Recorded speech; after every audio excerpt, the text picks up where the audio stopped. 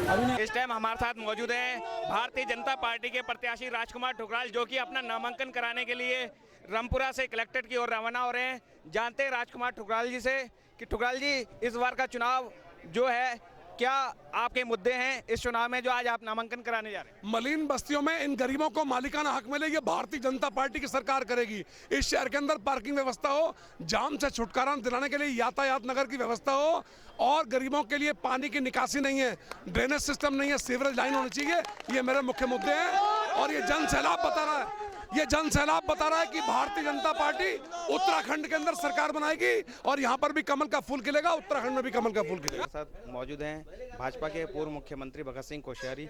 भगत सिंह कोश्यारी जानते हैं कि इस बार का जो उत्तराखंड का चुनाव है वह किस रूप में देखते हैं? कोश्यारी जी, इस बार का जो चुनाव है उत्तराखंड में, अधिकतर कांग्रेस के जो विधायक रहे हैं, मंत्री रहे हैं, कांग्रेस को छोड़कर भाजपा में आ गए, इसको आप किस रूप में देखते हैं?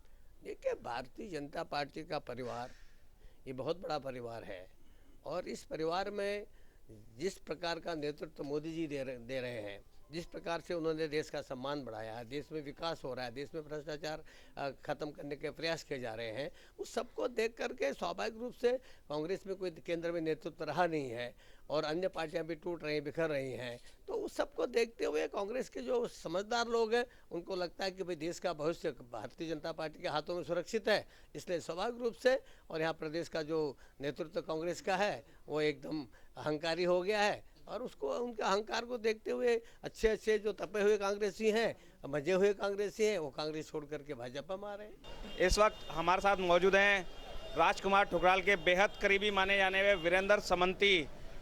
इनसे जानेंगे आज जो नामांकन कर रहे हैं, ये किस रूप से देखते हैं इस नामांकन को?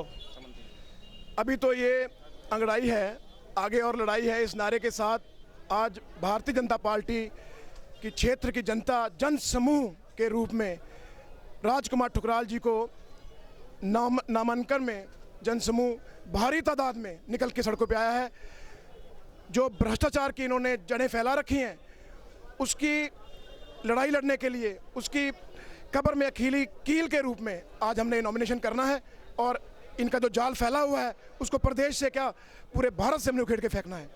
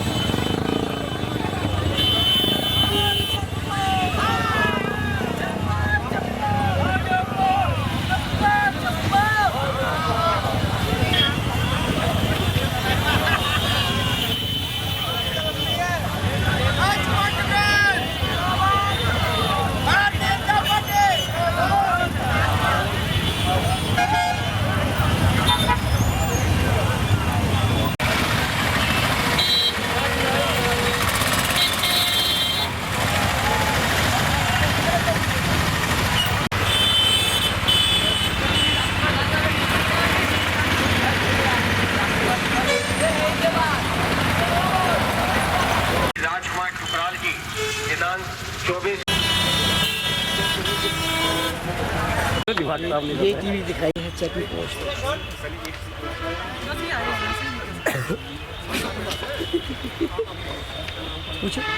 पूछ तो रहे।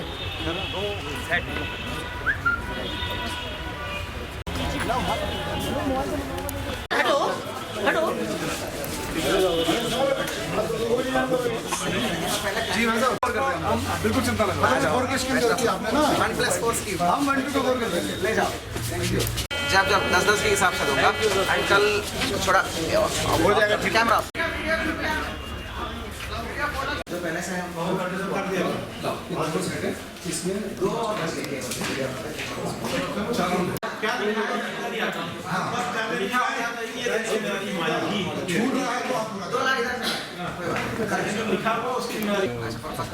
देखिए, परिवर्तन यात्रा के बाद पूरे प्रदेश के अंदर एक भारतीय जनता पार्टी का तूफान चल रहा है। मोदी जी की सभा के बाद लोगों ने एक मन बनाया है उत्तराखंड में भारतीय जनता पार्टी की 2/3 बहुमत की सरकार बनाई जाए। उसी को देखते हुए आज लगता है कि जिस तरीके से मुख्यमंत्री पहाड़ से पलायन कर गए, इसका मतलब है कि पहाड़ में उन्होंने कोई विकास का काम नहीं किया है और तराई में तो हुआ ही नहीं है। इसलिए उनके ऊपर बहुत बड़ी उनको जवाबदेही जो जनता की जो देनी पड़ेगी। और मैं समझता हूँ कि भारतीय जनता पार्टी निश्चित रूप से 2/3 बहुमत से सरकार बनाएगी और उस भ्रष्ट सरकार को उखाड़ कर फेंक देगी।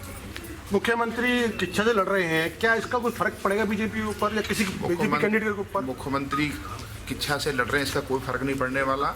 फर्क अगर इस बात का पड़ेगा कि मुख्यमंत्री की इच्छा से भी लड़ रहे हैं और हरिद्वार से भी लड़ रहे हैं। देखिए, पिछली बार मैं जिंदगी में पहली बार विधानसभा का चुनाव लड़ा था और कोई मुद्दे नहीं थे। बस 20 दिन पहले मुझे चुनावी समर में उतारा गया था और जीवन में पहली बार विधानसभा का चुनाव लड़ा था।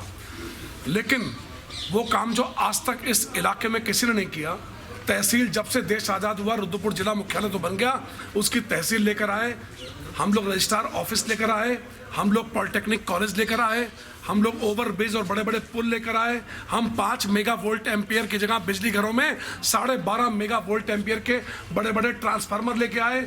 हमने सड़कों का चौड़ीकरण कराया। आदरणीय मोदी जी की बहुत कृपा है जिनकी वजह से आज हमारे नेशनल हाईवे का चौड़ीकरण हो रहा है।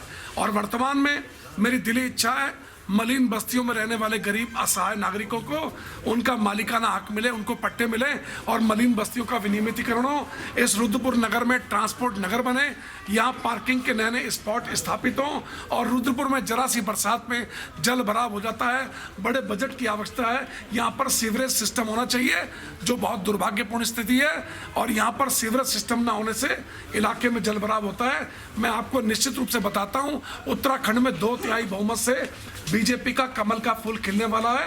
और उसके बाद मेरी सरकार के दम पर इस जिला मुख्यालय में जो उपेक्षाओं का शिकार, अभावों का पर्याय रहा है, यहाँ पर विकास की नई गाथा लिखी जाएगी।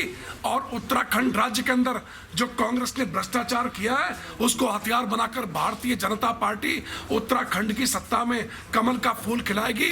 और आदरणीय प्रधानमंत्री श्री नरेंद्र मोदी जी, जिनके विकासकारी कार्य, जिनकी एक छवि और जिनका विश्व में ऐतिहासिक नाम, जो विश्व गुरु की उपाधि दिलाना चाहते हैं, सोने की चिड़िया बनाना चाहते हैं, ऐसे मोदी जी जिन्होंने तमाम योजनाएं गरीबों के लिए लागू की और जिनके आगे पीछे कोई नहीं, पहली बार किसी प्रधानमंत्री और देश के किसी मंत्री के माथे पर पिछले 3.25 साल में कोई माथे पर कलंक का टीका नहीं लगा।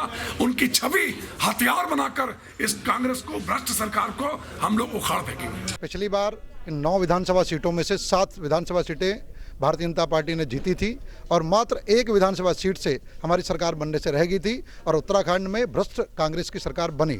इस बार हम 9 की 9 विधानसभा सीटने जा रहे हैं और उत्तराखंड में 2/3 बहुमत से भारतीय जनता पार्टी की सरकार बनेगी। जहां तक रुद्रपुर विधानसभा का है, आज जन सैलाब लोगों ने देख लिया, उत्साह देख लिया, विपक्षियों की जमानत जब्त होने की नौबत आने वाली है।